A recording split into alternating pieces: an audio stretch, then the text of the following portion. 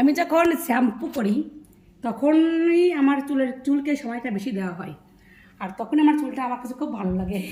আর তখন মনে কি চুল আর কাটবো না কাটবো না কাটবো না, কিন্তু অন্য সময় মনে কি চুলটা কেটে ছোটো করে ফেলি, বুঝেছো?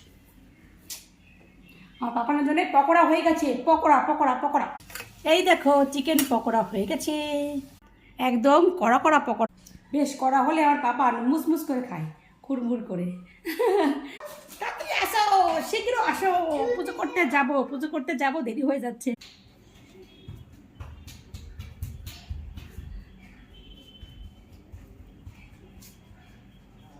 শ্যাম্পু করার পরে চুলটা আমার খুব ভালো লাগে, এত লং হেয়ার, আমার হেয়ারটা যে এত লং হয়েছে, এটা যে আমার মা দেখে খুশিতে লাফালাফি শুরু করে দেবে।